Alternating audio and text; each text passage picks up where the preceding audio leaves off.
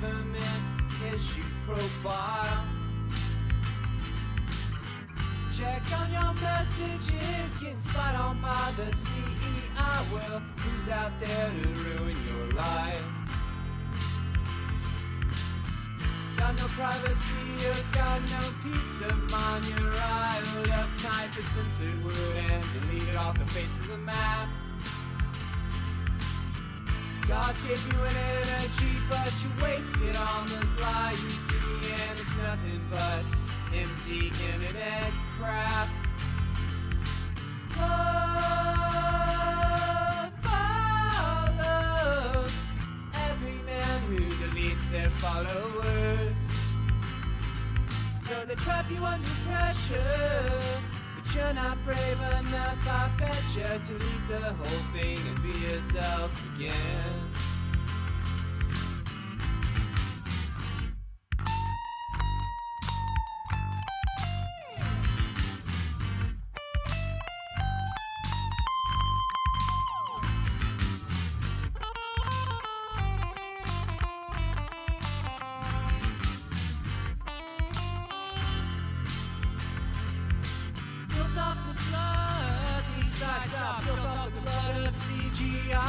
Suffering children who thought they'd have a voice. All these mother demons affecting you for no good reason. Bioweapon, racism, death masks. God gave you an energy, but you wasted on this lie you see, and it's nothing but empty internet crap.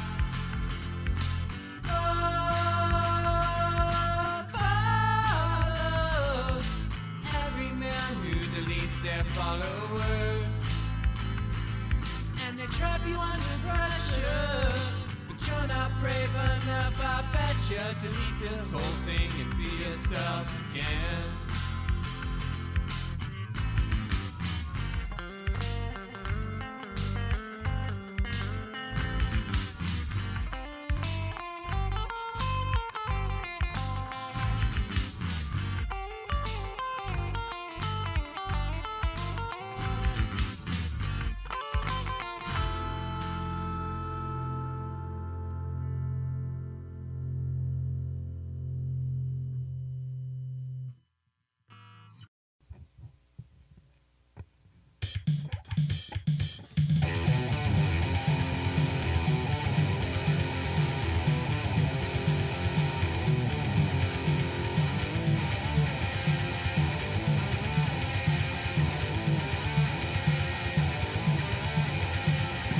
Pornography is odd to see, takes guts to walk the truth.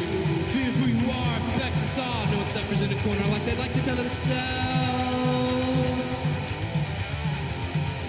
Love is a lie transmitted through small talk of big compressed alien lore.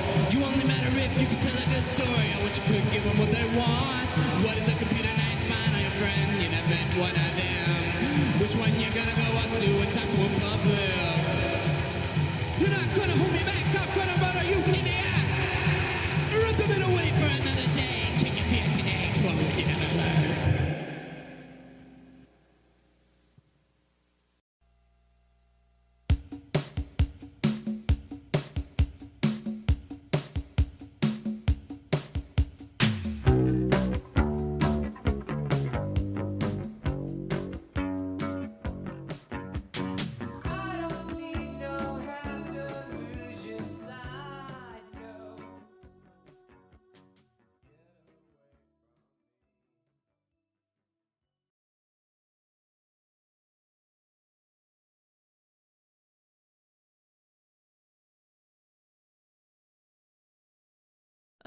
Hi guys, how's it going? Andy's tweeting out right now telling everybody that I'm trying ghost pepper sushi, which is absolutely not true. I will not be doing that. That sounds like it will get the clicks.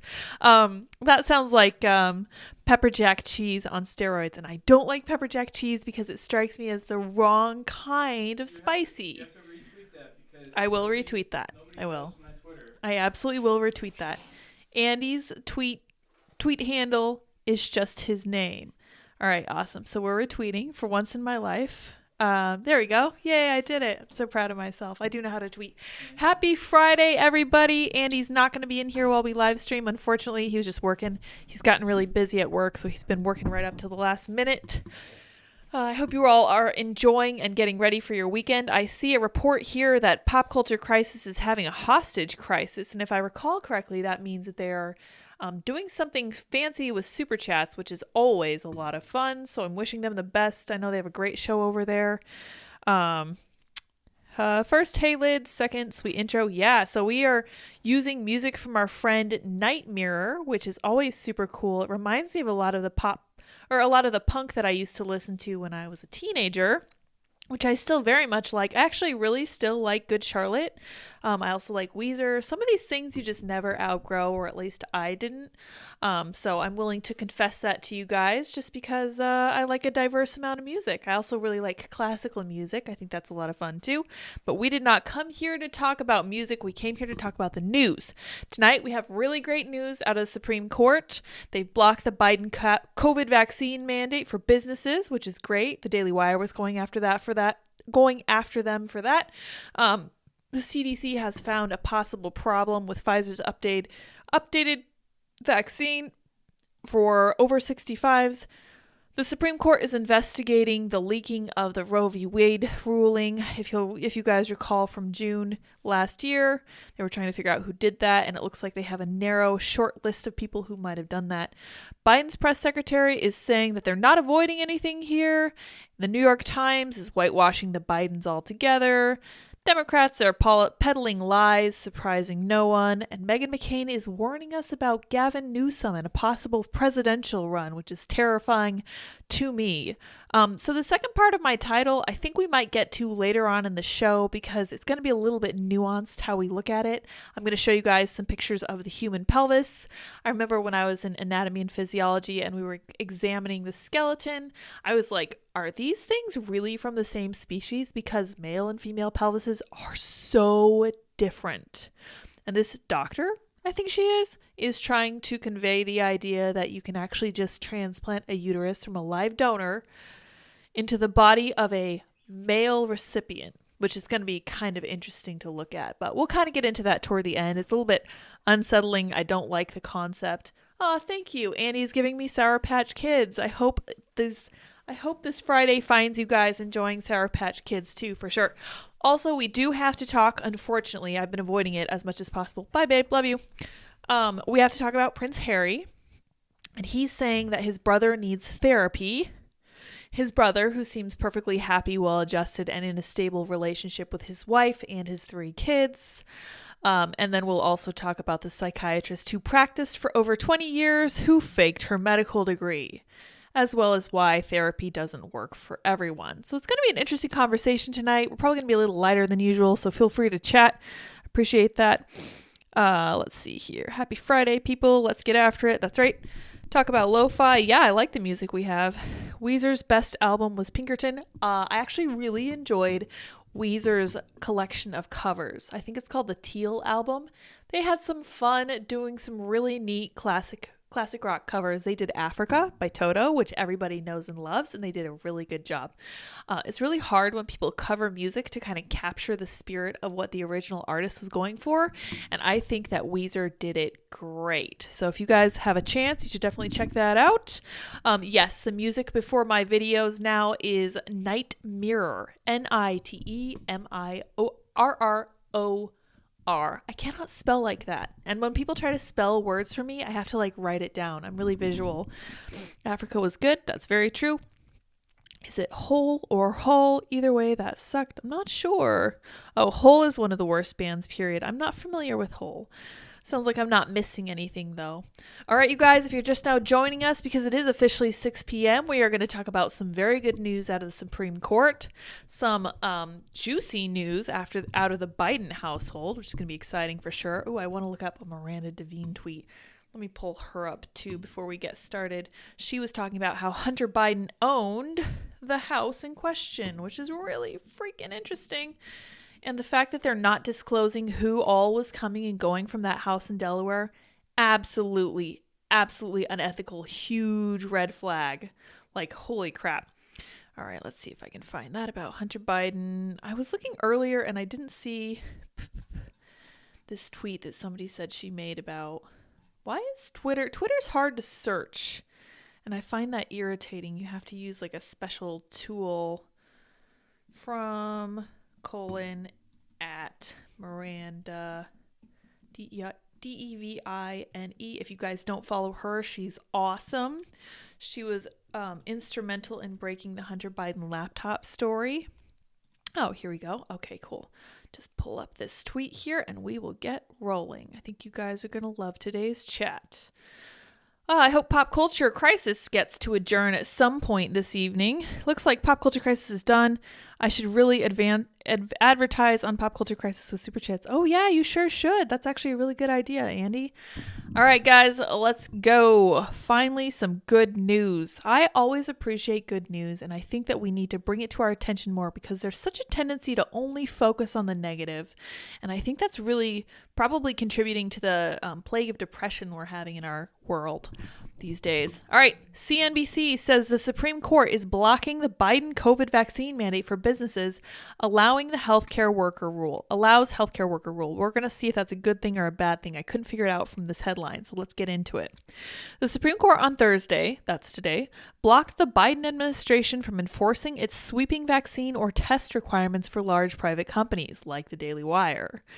But the conservative majority court allowed a vaccine mandate to stand for medical facilities that take Medicare or Medicaid payment. I don't have as huge a deal with that as I would, because if you are taking government dollars, then they're going to be able to dictate a lot more of your business. This is actually what we ran into yesterday when we were talking about the Catholic government-assisted Catholic hospital that didn't want to do a transgender surgery. The fact of the matter is that when you are in league with the government, you're going to have to do what they tell you to do, because otherwise you're going to be at risk of losing your funding, and you're going to be at risk of all these ridiculous mandates that they push down like the Biden administration has done here. The OSHA mandate required workers at businesses with 100 or more employees, really, that's a large company, get vaccinated or submit a negative COVID test weekly to enter the workplace. Absolute nonsense. Absolutely.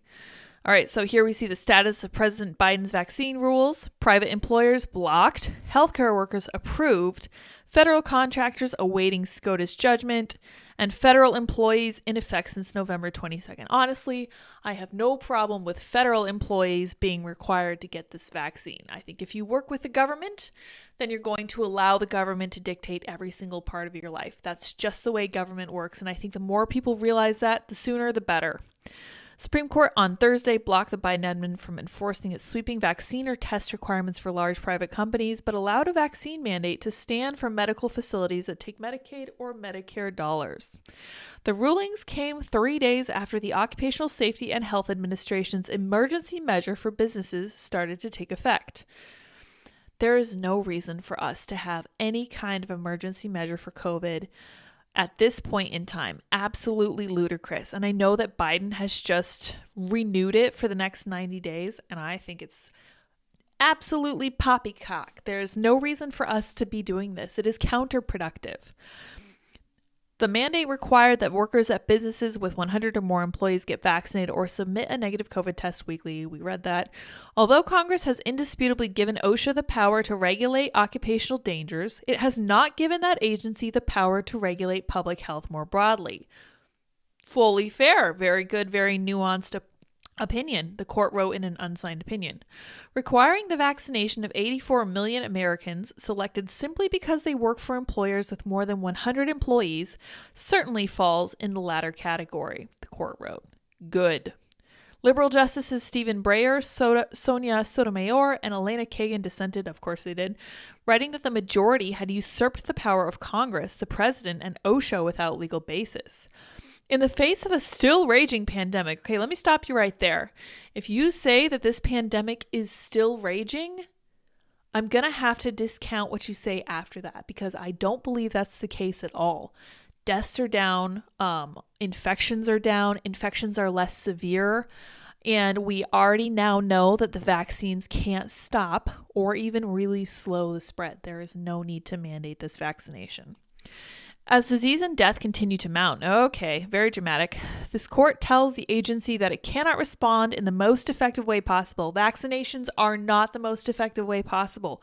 People being healthy and having strong immune systems is the most effective way possible. People should be going outside into the sun. People should be fit and healthy. They should not be obese. And I'm not giving you medical advice. I'm giving you good common sense rules for living and battling this kind of thing. I remember when I personally got COVID, I had a runny nose. I had an upset stomach for one day, and I lost sense of smell and taste. And to this day, even like almost two years? Is it 1 year or 2 years after down the road, over a year later, I still have kind of slightly affected sense of smell. Not so much sense of taste, but definitely sense of smell is a little bit weird now. That's technically called long COVID, but that's the worst I had. And I am immunocompromised. I have a disease that basically tells my body to target my own cells, which is really annoying. Thankfully, I've been okay so far. But I don't like this dissent opinion because it reads like a piece of propaganda more than anything. Without legal basis, the court usurps a decision that rightfully belongs to others. It undercuts the capacity of the responsible federal officials acting well within the scope of their authority to protect American workers from grave danger. See, this to me tells me that these Supreme Court justices are authoritarians. I can't describe it any other way, because when you have a majority saying that this is outside of the scope of what these agencies are supposed to do, and then you have these other ones saying, no, we should be cramming this down on everyone, I'm going to have to side with the people who are wanting less authoritarianism rather than more. So let's move on to what they just discovered about the Pfizer updated COVID-19 vaccine. CDC identifies possible safety issue with Pfizer's updated COVID-19 vaccine, but says no changes to vaccination practices are recommended.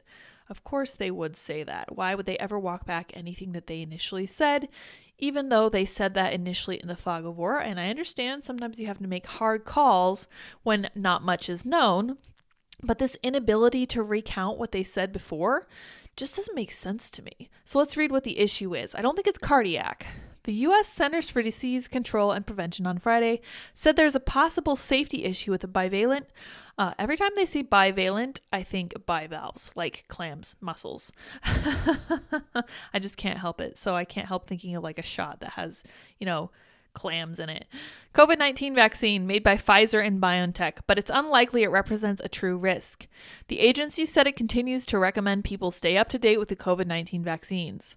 The CDC said one of its vaccine safety monitoring systems, a near real-time surveillance system called the Vaccine Safety Data Link, detected a possible increase in a certain kind of stroke in people 65 and older who recently got one of Pfizer's updated booster shots. Oh gosh, I really hope that the people that I love and care about who got these shots and who are around about 65 or a little bit older don't have this kind of issue. Strokes are terrible. I know that if you treat them quickly, you can have a good outcome, but nobody should be faced with that kind of difficulty in any case.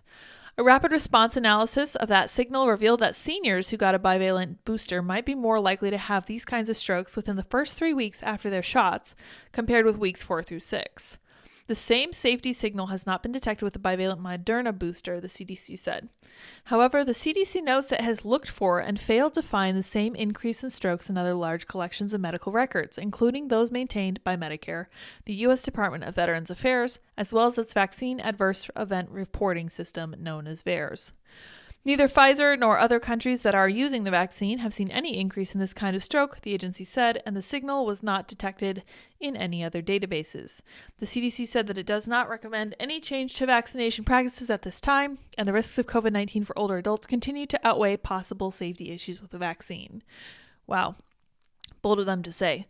Although the totality of the data currently suggests it is very unlikely that the signal in VSD represents a true clinical risk, we believe it is important to share this information with the public as we have in the past when one of our safety monitoring systems detects a signal. That's fine. That's fair. The notice says, CDC and FDA will continue to evaluate additional data from these and other vaccine safety systems. These data and additional analyses will be discussed at the upcoming January 26th meeting of the FDA's Vaccines and Related Biological Products Advisory Committee. All right, well, there you have it. There's a possible chance that if somebody in your life who's older than 65 got the Pfizer booster, they might be at risk for this kind of stroke. And I don't like that. I really care about older people. My first career, before I started working with Timcast, was working at nursing homes and hospitals. And I found that I really loved and cared about like the greatest generation and, yes, even boomers, even though I disagree with them largely on a lot of their policy issues. So I wish that this weren't in question, but here we are. It's better that we know it than that we don't. And I wish that the CDC would revise their stances, but I don't think they ever will. So here we are. All right, you guys, let's see what you guys have to say. Gosh, time flies. It's already been 20 minutes. All right. Hole was that crazy lady that killed the grunge dude's band. Oh, okay. I don't know what you guys are talking about up there. Check out my Corvette, man. Yeah, guys, Joe Biden's Corvette is really cool. I don't think he's in the right frame of mind to be driving it, but he does have a really cool Corvette. I DM'd with the link yesterday. Yeah, you should have continued the hostage party. Oh, darn it. Missed the start. No notification today. Oh my gosh, how dare you. Feel free to super chat promos for Trad Queen Story Hour on IRL and PCC. Hey, that would be cool. You are welcome to do that. I like the timing of my show because it's like right between Pop Culture Crisis and Timcast IRL. I find that I tend to scoop shows like Ben Shapiro, Matt Walsh, Michael Knowles, because they don't look at these stories until probably the morning, or they're probably collecting them while I'm talking about them, and then they go over them tomorrow. So you are one step ahead of those guys when you listen to me.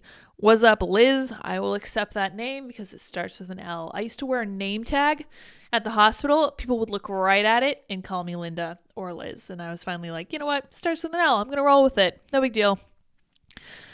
I refuse the vax mandate. Good for you. If you are looking for employers who will not do this to you, I strongly recommend redballoon.work. These are people who do not hate your principles and who won't fire you for not being vaccinated. Government workers should be safe, legal, and rare. I completely agree. Liz and Andy, nice to see you both this morning. Oh, massive night and will be repeated today. Oh my, lightning bolt, heart, lightning bolt. Thank you, John. I appreciate that. John's apparently in the United Kingdom. BS, says Matthew. Not sure what that was in relation to. But government employees should be required to get vaxxed, says Andy. Hot take. Wow, okay. What time is it in Australia? I'm not sure. Oh, okay. It's 10:05 Melbourne, East Coast. Oh, thank you, Andy. He's not in the UK. He's in Australia. My bad. Yes, I have friends in Scotland with whom I communicate, and they are only 5 hours ahead of us, which is really weird to realize. Oh gosh, it jumped on me. I hate when it does that. All right, let's go down here. Just don't listen, says filthy Caucasian casual. Give them the finger. They don't care about us anyway and like to use the police to push the BS further down our throats. Haha, propaganda. Usurped the power of Congress and the executive branch. You mean checks and balances? LOL. And these are our Supreme Court justices. Yeah. Ben Shapiro today was like tearing his hair out because he's like, these are the stupidest people we've put in charge of ourselves. And honestly, I agree with him, but also I think that we kind of deserve it because this is apparently what we voted for. Not the brightest light bulbs in the closet. Lots of people still have issues with taste and smell. Yeah, I have heard that, I forget what it was they recommended to help with it. It was one of those COVID treatments that got people in trouble a lot early on. And somebody said that if you do a course of that, it really helps restore your sense of smell. So I guess I could try that. COVID ruined the taste of eggs and chicken for me. Yeah, for me, it ruined the smell of strawberries, like the artificial smell of strawberries. It's apparently a chemical that's found in like almost every less expensive perfume. Like I notice it in a lot of Bath and Body Works stuff, which is really sad because I love perfumes, really love perfumes. And unfortunately that smell is in everything, it turns out. So the vaccine efficacy has no relevance on if the government has the right to mandate the vaccine. It does have relevance to it because it does alter the conversation a little bit. For example, I know people who have said because the vaccine is not efficacious, there is absolutely no way that the government should have a stance to require it for people. Lucky for Lisa Marie that she wasn't 65 yet. Poor Lisa Marie. I don't know what happened there, but I do know that she did a lot of cocaine, which is very hard on your heart. She was only 54, but even just looking at her before she died, you could tell that she was not physically in a very good place. Poor lady. Courtney Love was a singer for Hole. Oh, okay, lady who's Kurt Cobain's wife. There are theories that she compelled him to take the Canadian way out, which is very interesting. Will this be a normal schedule? Yes, it will. 6 p.m. Eastern Time every single day, every single weekday, rather. And sometimes we'll live stream on the weekends if Andy's available. Often he's not. Often we have to cram all that other stuff that we can't do during the week into the weekends, just like pretty much everybody else, like haircuts and whatnot. I call BS on Gov workers should get vax. As a Gov contractor, I shouldn't have to. Well, we'll see. That's up in the air, apparently. Here is a super chat for you, Linda, says Endemity. Thank you very much. I appreciate that. I don't even care that you call me Linda. I know Luke loved to do that. Hospitals used COVID to profit off the misery and death of others. That's actually, unfortunately, factually provable because you can see how much money they got for COVID treatments, and you can see that they were shutting everyone else out for the sake of treating COVID patients. And you can also see how many people were classified as COVID deaths just because they would die of something else, and then they would swab their noses post-mortem and find that, lo and behold, they had COVID markers. Fascinating. Jacob says, lime flavor tastes like burnt rubber. Yeah, it's weird how these things affect. Yeah, I haven't noticed the lime thing, but it feels like there are chemicals. Okay, I did notice with onions. It's apparently also the same chemical that's actually in body odor. It smells very different to me. Very, very hard to find, like sauteing onions appealing, and garlic has the same effect. It's kind of frustrating. Definitely quality of life thing, but also not the end of the world. I could have had actual pneumonia and been in trouble with my lungs, so thankfully I'm not. Andrew Herbert says, Lids, thank you for providing nuance. It is a rare skill. Thank you very much. I like to provide nuance. I think it's very important. It's part of the pursuit of truth is being nuanced. Even if it was 100% effective, the government can't require you to take a vaccine. They should not be able to. That's 100%. All right. I'm so late trying to find old tweet about tidal power. If you find it, tweet it at me. My BO smells synthetic. Interesting. Yeah, that's kind of how I feel about onions and garlic and BO now. Really interesting. Don't love it, unfortunately. I'm a former employee of UPMC. I quit this morning after seeing that story. Interesting. I am sorry to hear that. Hopefully you are able to quickly find a new job. Check out redballoon.work if you are in the market. Hopefully you had something else lined up. That is 100% how I like to do the job hunt. It's hard to have nothing. All right, speaking of the Supreme Court investigators have zeroed in on a, quote, small number of suspects they believe may be responsible for the leaked Roe v. Wade draft after months of investigation. So, show of hands, you guys, how many of you think that they're ever going to find out who leaked this? Because I certainly do not. Not at all. I don't think they'll ever find out who did it. And I don't think they're sufficiently motivated to do so, but I guess we'll see. The court's draft opinion overturning Roe in May was leaked to Politico. One day after Chief Justice John Roberts told court-martial to investigate, one day later, in June, investigators demanded that justices' law clerks surrender their cell phones and sit for interviews. Good, I'm glad. Well, I still don't think they'll ever find it. But we'll see. We're going to put a pin in that and come back to it for sure. Samantha says they'll find nothing and nothing will happen. Lori said, who planted bombs on January 6th? See, there's so many mysteries we have here. I just don't know who we could possibly trust to come up with these answers because it certainly won't be the FBI, the DOJ, CIA, any of those people. All right, Biden's press secretary says we're not avoiding anything here, despite officials sitting on classified file discovery for 2 months and repeatedly referring questions to the DOJ and White House lawyers. Yeah, she is a very bad press secretary and very bad at her job and very bad at lying. The White House faced more questions about the scandal on Friday. Press Secretary Karine Jean-Pierre, oh my gosh, today's Friday, not Thursday. I said today, Thursday. Yes, earlier, my bad. Press Secretary Karine Jean-Pierre's press briefing was dominated by the issue. She was asked if Janet Yellen's debt default warning was issued as a distraction. That's a great question. I'd be curious who asked that. We're not avoiding anything here, she told reporters in the briefing room, yet the White House waited more than 2 months to reveal the discovery of the files. Yeah, that was so clearly political, it just blows my mind. And there are still people in there defending Biden. These are the vote blue no matter who people. And it's so clear to me that they have absolutely zero principles and don't care about the truth. That's what bothers me more than anything, left or right. You have to care about the truth. The truth is very hard to come by. And like most things in life, when you want something good, you're going to have to put some work in. So I think that people need to keep truth at the front of their minds and focus on caring less about which party does what and focus more on actually finding what actually happened and making sure we know how to solve the problem by making sure we get to the heart of the problem.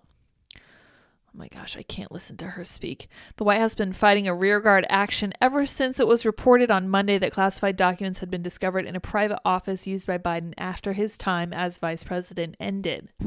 Biden's lawyers said 10 classified documents were found at the Penn Biden Center, a think tank in Washington, on November 2nd. This we know. So we have November 2nd, November 3rd, November 4th, November 8th, midterms. FBI investigation begins on the 9th. AG appoints U.S. attorney to investigate documents found in Biden's garage in December. And then in January, special counsel, which apparently the guy they're recommending for a special counsel is truly terrible, according to Kash Patel, whom I trust with all this stuff. He's a very excellent lawyer, a conservative and very principled, and I appreciate his work.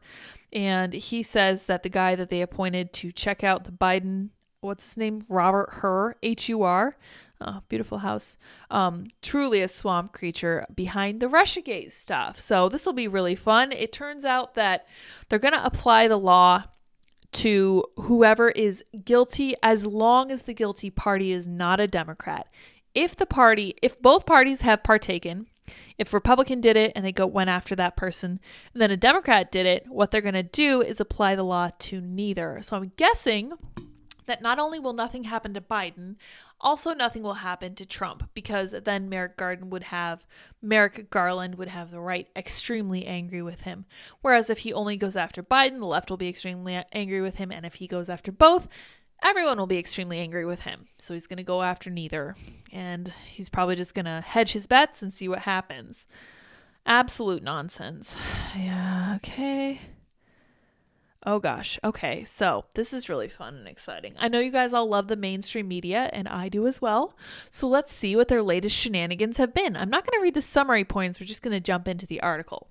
The Gray Ladies Hunter Whitewash: How the New York Times Sugar-Coated the Biden's Dodgy Business Deals, Shared Bank Accounts, and Whistleblowers in its 5,300-word investigation into the troubled first son. At a whopping 5,360 words, the New York Times magnum opus on Hunter Biden should have contained new information on the various ways the first son has skirted the law, made millions in foreign business deals, and caused a potential conflict of interest by leveraging his father's name. Oh gosh, these pictures. Instead, the Gray Lady's lengthy report either left out or got completely wrong several aspects of Hunter's troubled adult life. The paper of record made errors about the Biden's shared bank account. I don't think these are errors. And when former addict Hunter started smoking crack cocaine. The Times, which has struggled to refute allegations of increasingly liberal bias in its coverage, no kidding, depicts the Hunter Biden scandal as, quote, exaggerated. But by understating central issues, it leaves itself open to being criticized for the same kind of partisanship it accuses Republicans of. Ooh, this is incisive reporting from the Daily Mail. The piece, headlined Hunter Biden's Tangled Tale, comes front and center, purported to be an in-depth look at the 52-year-old's life at a time when federal prosecutor David Weiss is closing in on a decision about whether to prosecute him. And here he is, smoking hard drugs in a sensory deprivation chamber. Here he is looking presentable, I believe, at his father's inauguration. The Times said Weiss, a U.S. Attorney General for Delaware, who has been investigating Hunter's business and tax affairs since 2020, So 2 years later, and he hasn't found anything out. He seems like not a good one. Seems to be focused on charges concerning Hunter's failure to file taxes on time. Well, that's how they got, who's that other guy? Al Pacino, too. Another charge could come from his October 2018 purchase of a handgun when he claimed he was not on drugs at the time, an assertion that prosecutors might be able to challenge based on his erratic behavior and possible witness accounts of his drug use around that period. But the Times overlooks the fact that Hunter himself admitted in his memoir that he was suffering from full-blown addiction at the time. The Times also made a vague suggestion that some of the emails found on Hunter's abandoned laptop might not be authentic, despite DailyMail.com, The Washington Post, CBS, and even the Times itself independently verifying the laptop's contents. And while the Times writes about a narrative promoted by Republicans, the facts are laid bare in documents, emails, and texts straight from Hunter himself. I don't see how they spin this successfully, and I'm really glad that the Daily Mail is pointing this out. Here we examine what the Times got wrong, the shady dealings it minimized, and the key details it missed completely. What the New York Times got wrong. The New York Times claims, I love it when they do this. I always want like a myth and a response. I want a claim and then the truth. I really like that organization style. It really helps people stay focused. The Times claims Hunter Biden's associate James Gilliar said he was unaware of any involvement in the Chinese energy company CEFC discussions by Hunter's father at the time. So Joe Biden's focus has been saying that he knew nothing about what Hunter Biden was doing. Their bank accounts were combined. They shared the same phone number. Hunter Biden listed the house at which these documents were identified as a place that he either owned or lived in 2018, I believe.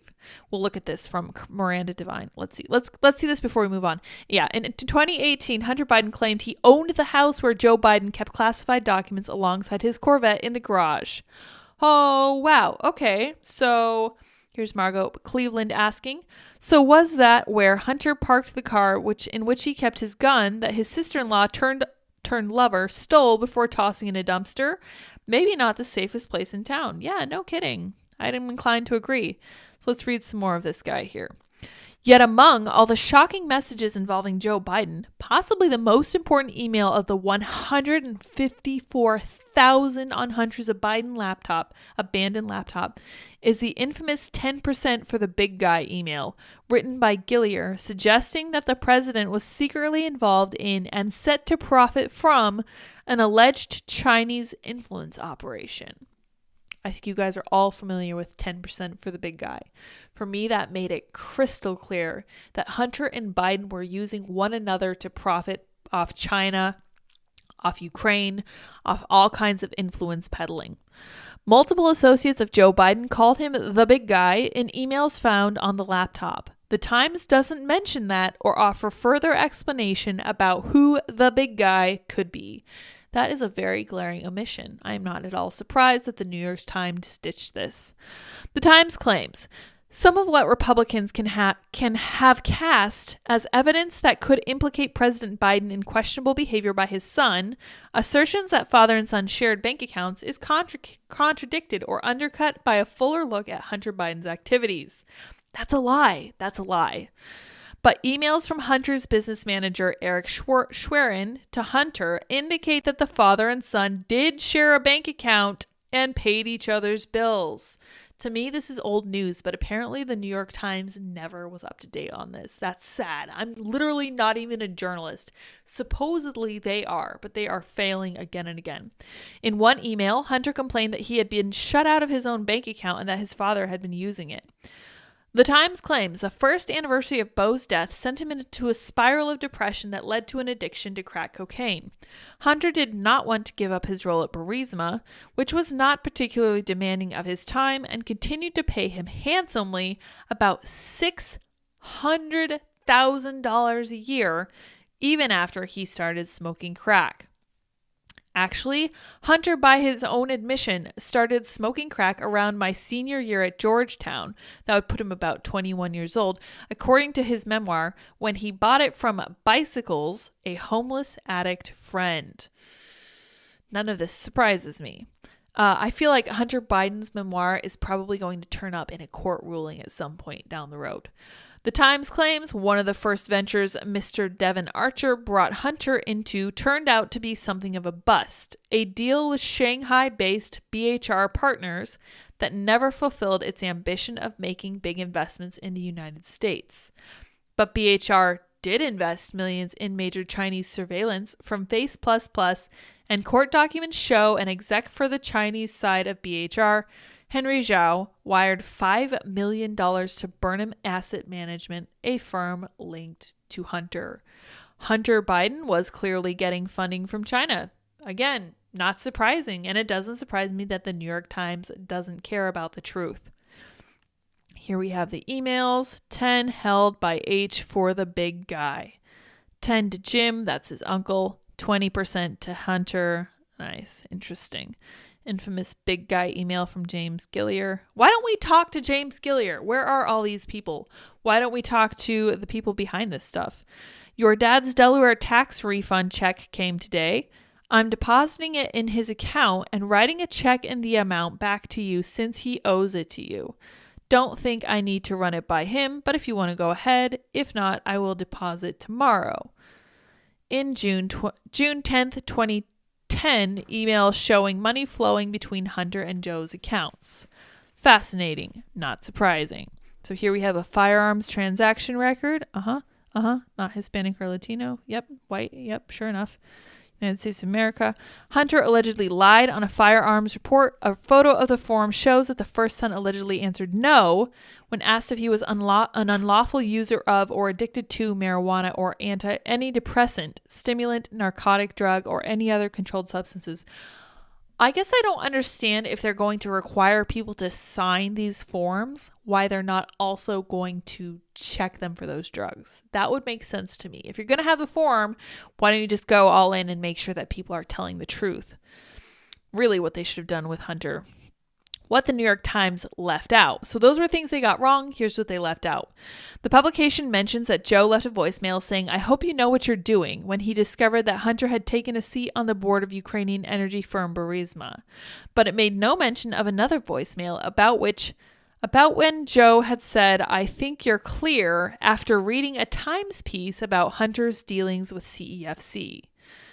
The Times quotes Father Alex Karlatzos of the Greek Orthodox Archdiocese of America, saying Joe simply waved at everybody at a meeting in the Cafe Milano with Hunter's business partners. They omit that Karlatzos is a long-standing close Biden ally who has described Joe as his closest friend, and that the White House initially denied the meeting ever happened, then were forced to admit it after photos emerged of Joe there posing with Hunter's foreign partners. The Bidens lie every chance they get. They use every tool at their disposal to get all the money they can get. They don't care where it comes from. They don't care how it compromises American national security. They do not care about the American people. They only care about enriching themselves. Period.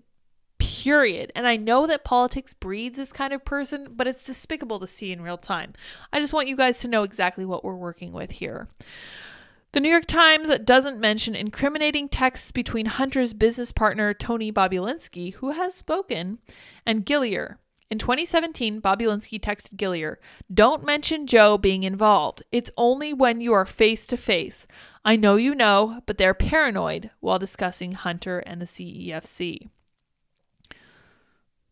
Oh yeah, hey, look at that. Here, Biden is giving a medal of some kind to the Greek Orthodox Archdiocese Father Alex Karlatzos, who considers Biden his closest friend, and who Biden denied 3 times before the cock crowed. I'm just kidding.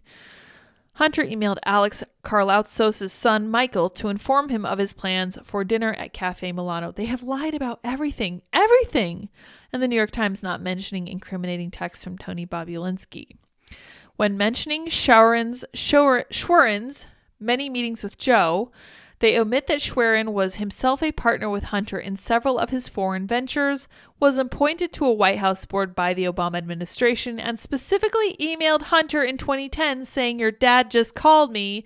He could use some positive news about his future earnings potential," indicating the link between Hunter and Joe's business interests. Joe Biden has repeatedly said he knew nothing about this. The Times also left out any mention of the Rosemont Realty, which Hunter co-founded and which was bought by Chinese-run firm Gemini Investments. Emails show one payment of $188,000 from Rosemont to Hunter, and he retained his stake after the Chinese took over the company. Authenticating Hunter's laptop. DailyMail.com commissioned cyber forensics experts at Merriman and Associates to examine the hard drive to determine its authenticity. The firm's founder, Brad Merriman, was a 29-plus year veteran of the FBI, served as a Chief Information Security Officer, CISO, oh, that's a position that Andy wants, and founded the Bureau's Cyber Forensics Unit. This is very important work. His partner, Dr. Joseph Greenfield, is an associate professor at the University of Southern California and helped write their degree program in intelligence and cyber operations. These are the best of the best when it comes to evaluating this stuff. After an extensive analysis of the hard drive, Greenfield and Merriman produced a report for DailyMail.com detailing their findings. Using the same forensic tools as federal and state law enforcement in criminal investigations, they found a total of 103,000 text messages, 154,000 emails, and more than 2,000 photos. Oh gosh, I don't want to see them. I've seen enough horrible pictures of Hunter Biden. They found emails from multiple accounts on the laptop dating back to 2009 and other data which appears to be related to Mr. Biden between 2016 and 2019 when he was shortly after he had finished his work with Obama. The report's findings were consistent with a known timeline for the hard drive. A Wilmington, Delaware computer store work order with Hunter's signature shows he left his 2017 MacBook Pro laptop there on April 12, 2019. The Merriman & Associates report said the original Macintosh HD drive was created on March 28, 2018. Hunter's iCloud email address was added to the laptop system on October 21, 2018, as well as his work email at his first Rosemont Seneca on February 2, 2019. All right, this is a lot of detail the Daily Mail is going into. And honestly, good for them because someone needs to investigate this. Some journalist needs to actually journalize and figure out what's going on here because it's honestly disturbing. It's incredibly distressing to think that the mainstream media is so in bed with the Biden administration and with the Democratic authoritarian regime that they are overlooking all this stuff and actively running interference for Joe and Hunter Biden. Let's see what you guys have to say. Wild nonsense. So disturbing. This is JFK level questions. Yeah, I agree. Ventilator misuse was the reason many people died, especially in the beginning of the pandemic. I'm not sure about that. I did hear that it could sometimes make things worse, but again, I'm not sure. Tuned in late this evening, was grabbing dollar store snacks for a game night because of inflation. Yeah, for sure. We were watching Bob's Burgers the other night, and they were talking about Parcheesi cheese board night, and I thought that was a fine idea. Might have to look into that in the future. COVID makes sour cream and cottage cheese taste like how peat moss smells. I don't know who peat moss is, but you're probably right. This is not a hard trace. I clerked for the 11th Circuit. The computers have so many security and tracking features, no one can tell me SCOTUS clerks don't have that. Yeah, I'm pretty sure that they're just not trying. They're never going to find out. Dollar store snacks are good, though. That's true. A lot of times they are brand name. I'm from the future. It's Saturday. Haha, just because you're in Australia. That's cheating.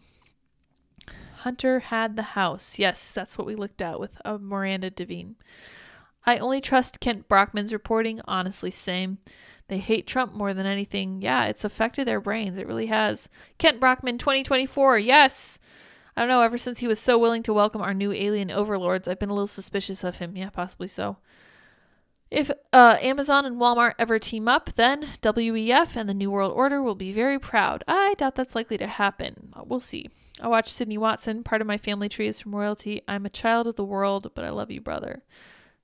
Let's see here. The pandemic is raging. The pandemic of perception and propos. Yeah, it's a psyop. It's all a psyop. John says he's not a bot. I trust him. Australians are never bots. Vote blue no matter who are brain-dead NPCs. IRL had the Krasenstein brothers last night and they're NPR listening NPCs. Ooh, I'm sorry to hear that. He publicly apologized for that, and that was good enough for me. I'm not sure what you're referring to.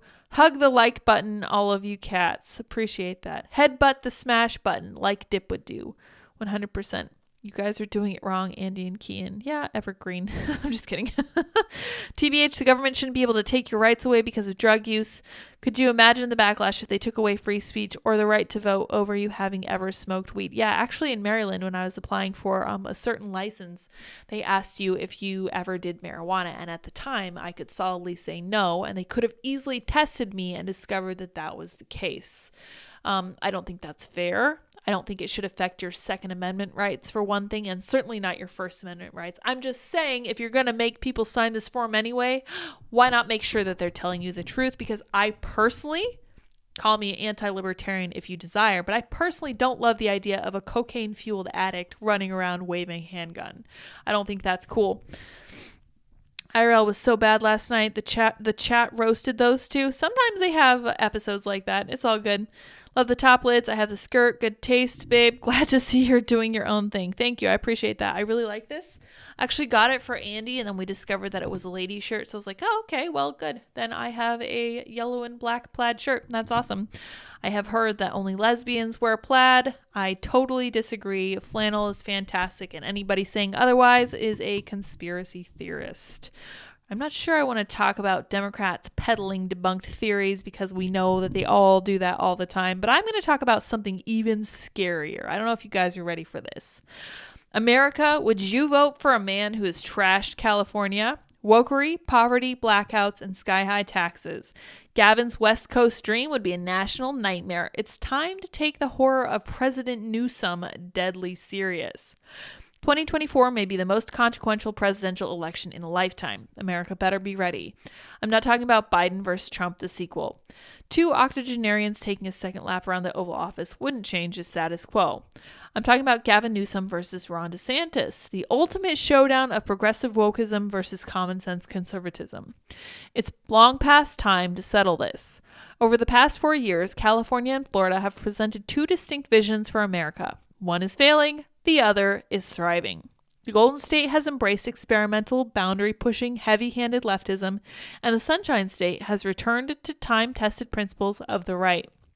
Make no mistake about it, Newsom, termed out as governor, has his eyes on Washington, D.C. I think she's right, I'm afraid. Just listen to his final inaugural as governor speech last Friday. California is the true freedom state, he declared. It was a battle cry for liberal America. Sure, Democrats insist Biden's the guy for 2024, but I don't believe it.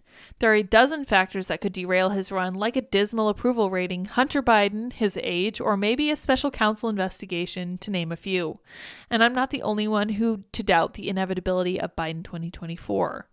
Newsom is quite clearly positioning himself as a liberal savior who steps up when the wheels fall off the Biden administration. That's why it's time to take slick-haired 90s action hero Gavin Newsom dead serious, evaluate his record, and ask ourselves, do we want California America? Just listen to his final inaugural. Yep, totally fair. Short answer, hell no. California is a liberal dystopia of debt and decline, and don't just take my word for it. In California, the San Francisco Chronicle notes, wealth inequality is vast, the poverty rate is high, housing is unaffordable, and less than half of students are proficient in reading. Wow, that really stings. Under Newsom, California has cemented its status as the poster child of left-wing progressive policies run amok. If states are the laboratories of democracy, then Newsom is Victor Frankenstein. I like that. Should we start with the energy shortages? Hot summer weather in 2022 overwhelmed a state energy grid, which is crippled by regulation, over-reliance on green renewables, and rejection of gas-burning power stations and nuclear. It got so bad, Newsom pleaded with residents not to charge their electric vehicles, something CAL FIRE Battalion Chief Isaac Sanchez urged people to ignore because of wildfire evacuation warnings. Life safety is a priority. At least it is to us, Sanchez said. Wow. So Gavin Newsom was up in arms against his the fire chief. Holy crap, who really wanted people to charge their electric cars so that they could flee wildfires. Oh my gosh. Hysterically, or more accurately, pathetically, Newsom also signed a bill to ban gas-powered vehicles in California by 2035. You'd better hope the next decade isn't too warm. An electric car with a dead battery won't do you much good. Then there's the state's tax scheme. The country's most progressive. West Coast liberals may whine about America's wealth gap, but it is their lifeblood.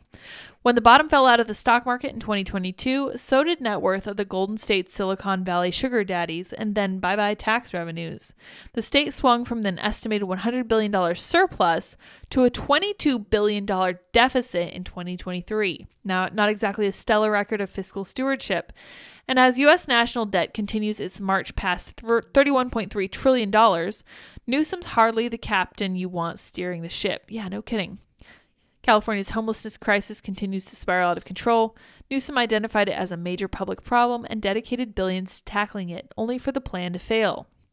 Today, there are at least 161,000 homeless people in California, the highest number in the nation by far, despite having the world's fourth largest economy. Official poverty, which doesn't account for the impact of social programs, increased from 10.5% in 2019 to 11.6% in 2021. During the pandemic, the unsheltered population increased by 6.2%, another national record. There are vast homeless encampments that authorities routinely raise. So much for progressive plans to spread the wealth and care for the vulnerable. Cities like San Francisco have only recently restarted arresting drug dealers and users, what a novel idea, after they realized that addiction may have something to do with this. As America stares down the epidemic, I think I'll pass on the California method. Yeah, homelessness, deficit, shrinking population, poverty rising, 50% student proficiency in reading, and the nation's longest COVID lockdowns. Now, I think... I can't remember what I was going to say, but I believe that they were trying to... Oh, yeah. Okay, so forced... What's it called? Institutionalization. I think they were trying to bring required forced institutionalization. Yeah, interesting.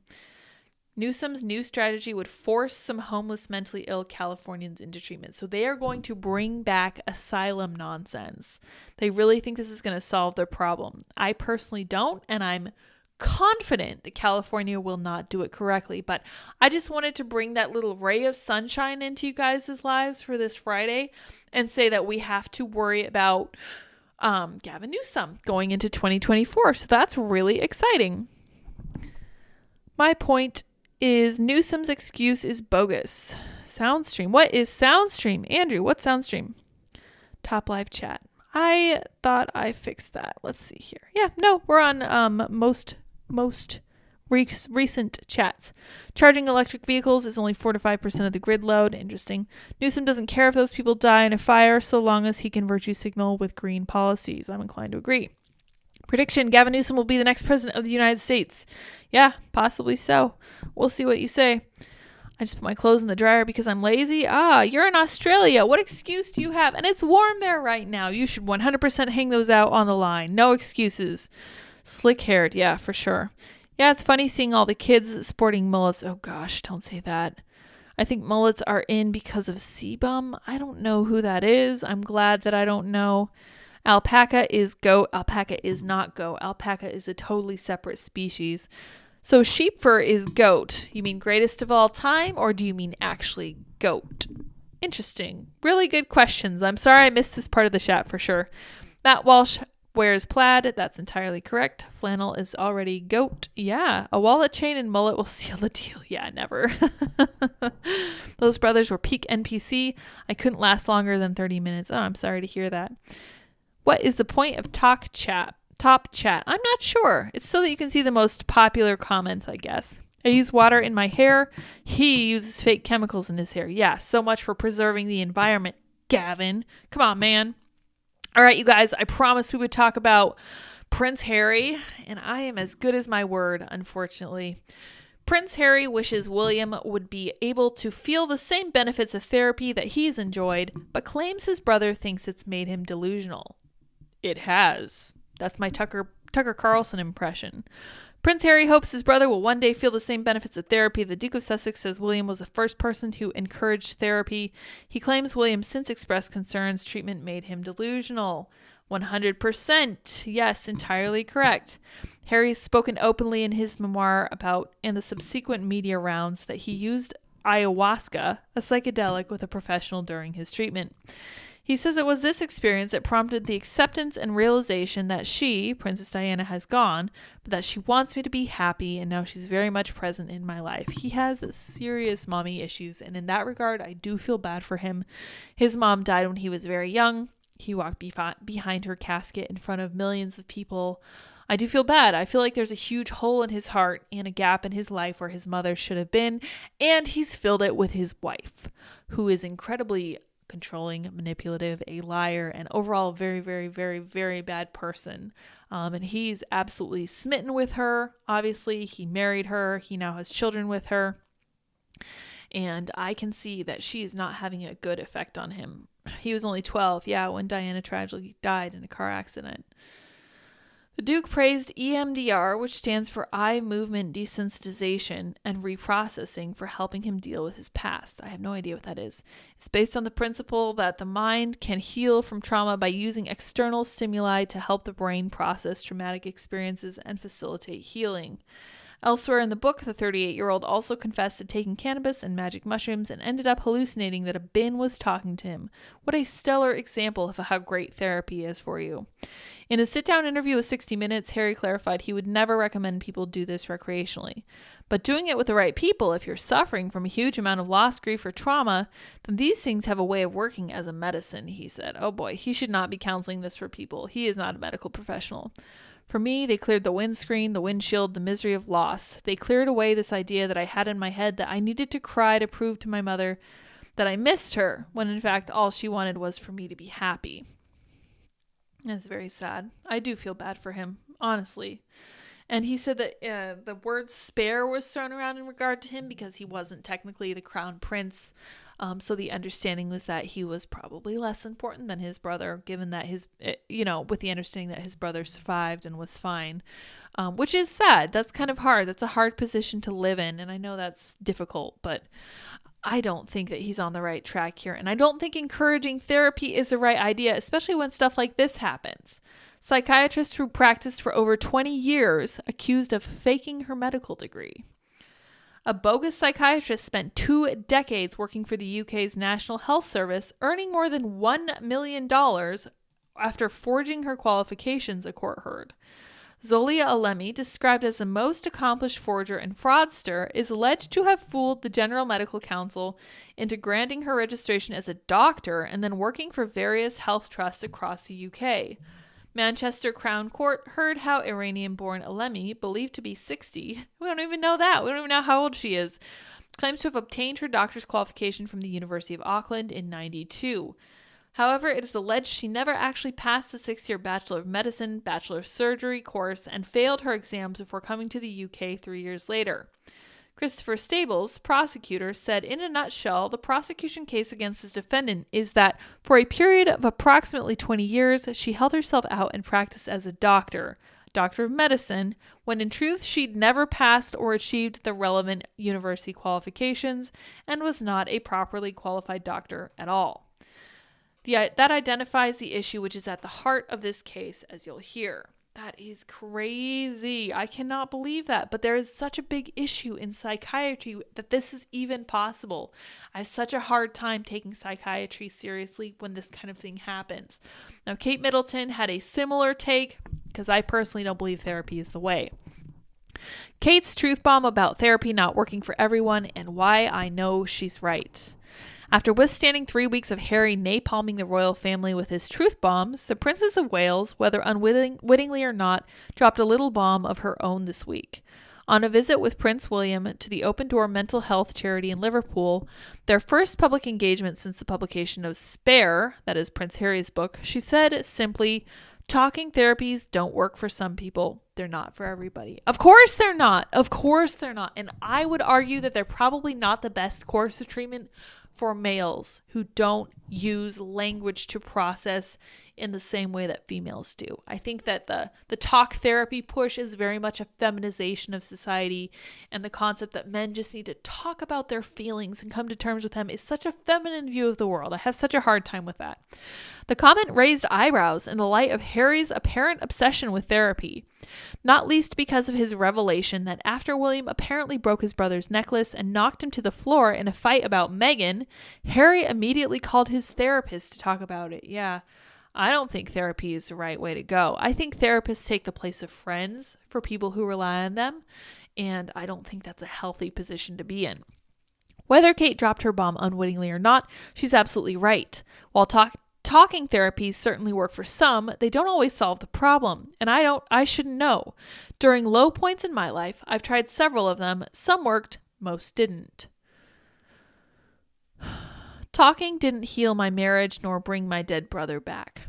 And from what I've seen of Harry in interviews and in his book, I'd say they haven't worked for the anguished, vengeful prince. The vitriol, the anger, the bitterness he's full of, they're not what you'd find in a person at ease with themselves. If he's the poster boy for talk therapy, then God help those of us who seek help that way. What I see is a deeply vindictive man, a narcissist obsessed with his own feelings to the exclusion of others, reveling in an unrealistically high sense of his own importance and wallowing in internal victimhood. You can see it in his distrustful eyes that there has been no healing. And I feel bad for him. I feel like he went to therapy with the understanding that they were going to fix his problems, and what they created instead was a kind of codependence that worked against him, not for him. This is a cultural issue. There's a reason I'm talking about Prince Harry, and it's not because I have any interest in him whatsoever. He's led an incredibly privileged life, even though it apparently hasn't been super easy for him. I have some sympathy for that, for him in that regard, but I don't think that he deserves all of the sympathy that he's going for. Huge sympathy for Julia Roberts discovering through a DNA search that she's not biologically a Roberts, as all her great-great-grandmother had an affair with a married man after her husband's death. My goodness. All right, and then we get into Platel's People, which is this lady's column, Amanda Platel. Yeah, really, really interesting take, and I think she's entirely correct. Before we leave, or before I read you guys' chats real fast, I want to throw this out. From Megan Brock, Allison Simpson, who works at the UPMC Children's Hospital Gender Program, describes the possibility of uterine transplants from live donors being given to men who are trying to become women. Most transgender women would choose to have female physiological experiences. So we're going to listen to what she has to say, even though we don't have a lot of time here. Let me see if we can hear what she's saying. Area that had not been looked at before in any serious way was, could the donors be live donors? Because in the original study, the conclusion was that they would have to be cadaver-based donors or from individuals who were no longer alive, right? Yes, so cadavers. Donation has been something the community has talked about for decades. It was really seen as magical thinking. This would be a live donation from a person who was assigned female at birth but identified as a transgender man. And so she's basically trying to say that transgender men can help out transgender women by giving them their uterus. Okay, so that's a really interesting proposition. I understand if it's like a willing donor, that's disgusting to me personally, really nauseating on a very spiritual level, but I want to show you guys the difference between a male and a female pelvis. Hopefully you will understand the issue in question here.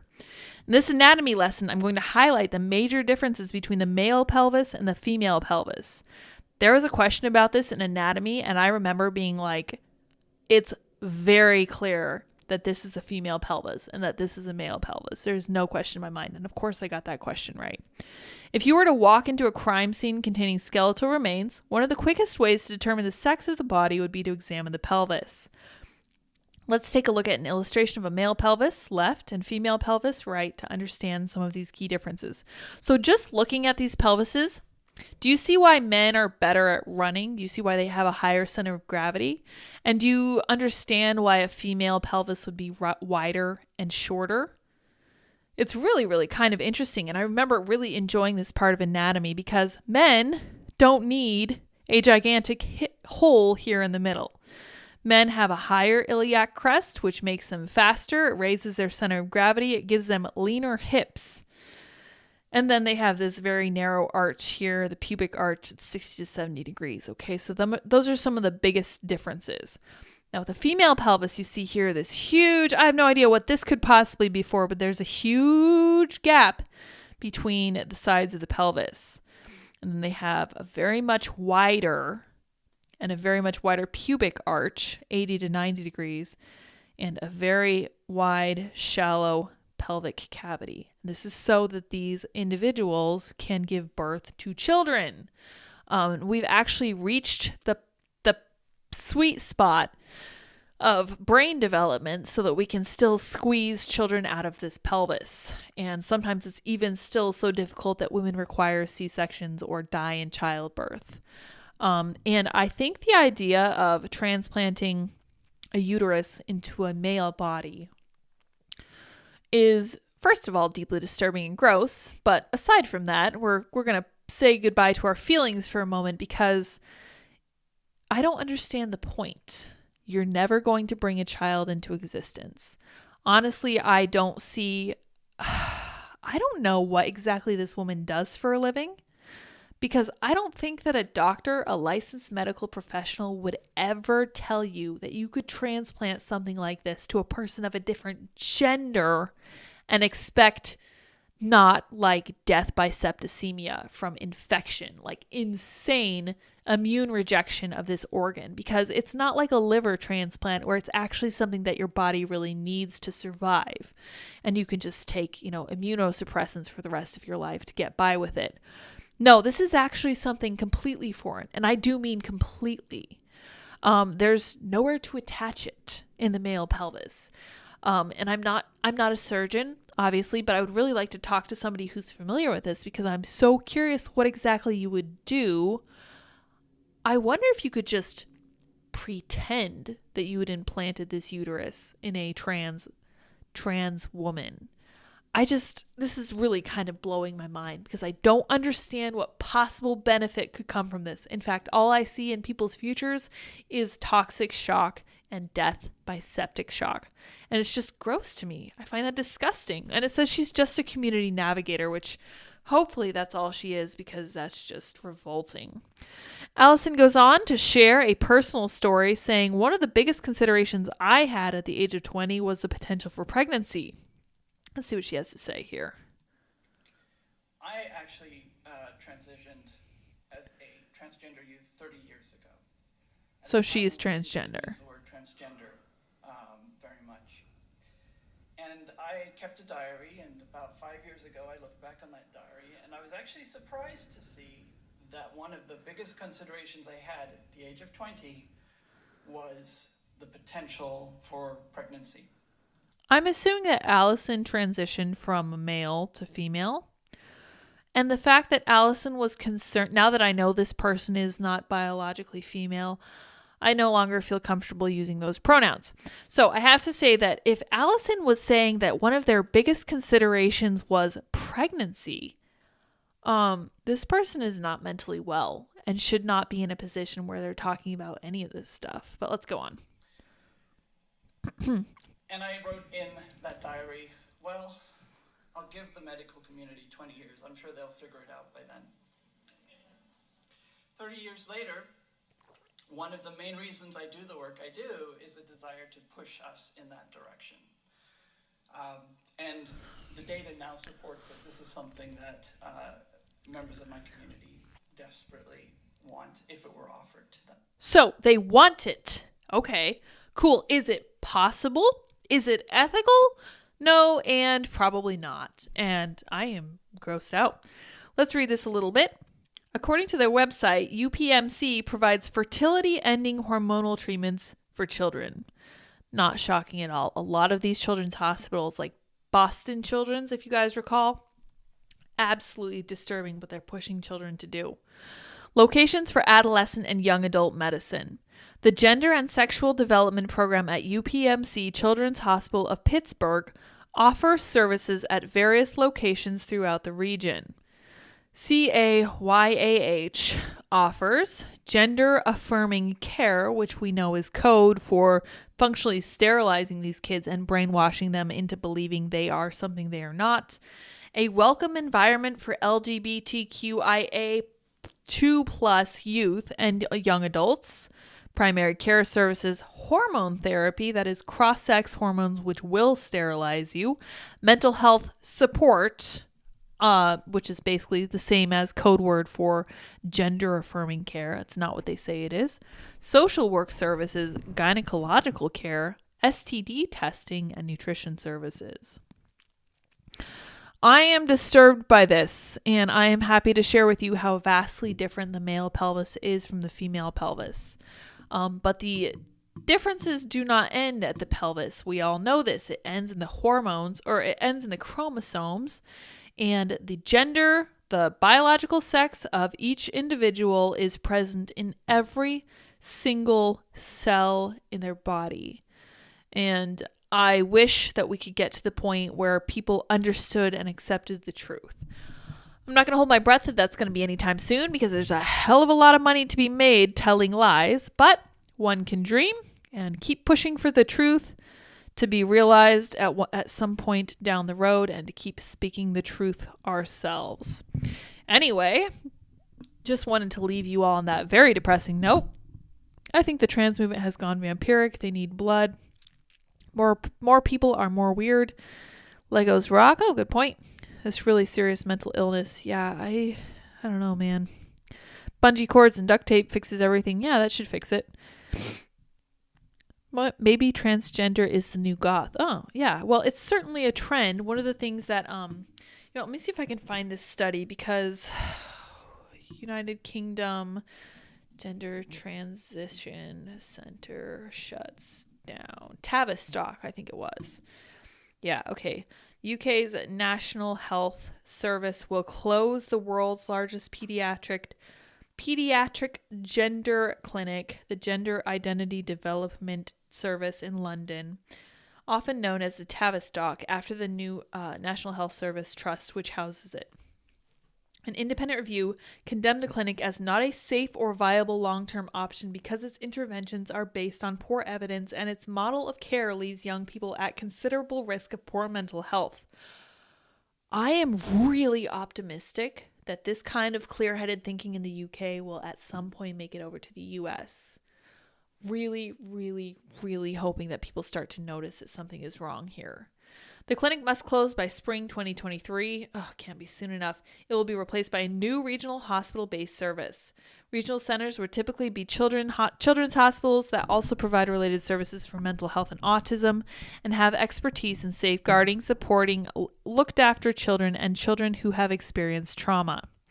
Staff will therefore work across these related services in order to embed the care of children and young people with gender-related distress within a broader child and adolescent health context. Not sure what that means, but it still sounds better than what they had. Regional centers will partner with more local services based in community mental health services to ensure that children can be seen close to where they live. This reorganization is clearly intended to break the silo within transgender medicine, within which transgender medicine has operated for decades in the UK and in other countries. Along with this reorganization comes a belated recognition of the poor state of knowledge around endocrinological interventions for gender distress, especially the off-label use of gonadotropin-releasing hormone agonist, GnRHA, often called puberty blockers. Yeah, 100%. We do not know enough. Honestly, we don't even know fully how hormones affect us given just our normal hormone issues. I think they don't understand the role of estrogen for women entirely. Phase fad. It's called a phase or a fad. I was looking for somebody who is saying that gender questions are often phases or fads among children. I can't find. Oh, a transient phase. Yeah. Okay. Shocking revelations about transgender youth. A transient phase?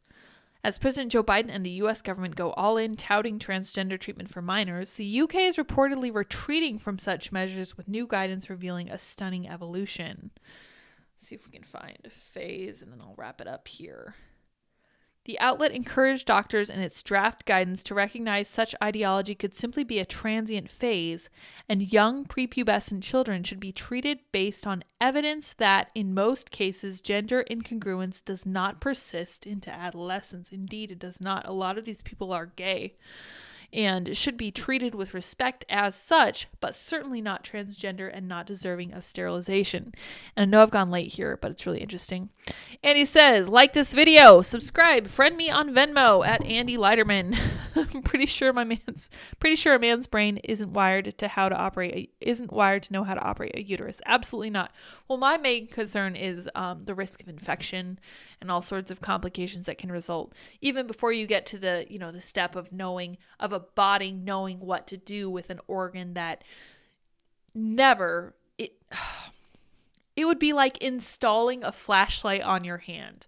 Honestly, this is not something that your body is designed to work with. And you can't put something foreign into someone's body and expect nothing bad to happen. Like, it blows my mind this is even being talked about, much less actively considered. Hopefully it's not ever actively considered. That's so gross, so weird and wild. It reminds me of an episode of Hannibal, where they were like sewing people together and whatnot. It's like human centipede level nonsense up in here. It's not good and I don't like it. There is no muscular attachment. Exactly. It won't end well, that's for sure. So for $30, I can tell you my family sucks for 15 minutes where I can buy more Legos. Guess how that's working out. I'm hoping you're going to give me $30 because that would be really fun. I think the trans movement. Okay. Yeah. A lot of problems. Stop futzing with the mic. It's creaking loudly. Well, you misspelled creaking, so I can't take you seriously, Andy. The mic kind of bothers me because it tends to move a little bit, and sometimes it moves toward me, so I feel like it's encroaching on my personal space. I kind of have to like push it away and fix it or whatever. All right, it's a science, trust the science. Anyway, you guys, thank you so much for joining me on this Friday night. I know that you have lots of other things that you could be doing, and I really value your time and attention. I hope you all have a lovely weekend and get outside and do something fun with your family and go out and buy yourselves something interesting but cheap because inflation is insane. And I will talk to all of you guys on Monday. I don't think we're going to be doing any live streaming tomorrow or this weekend because we have way too much to do. For putting our house together and all that other stuff. So until Monday,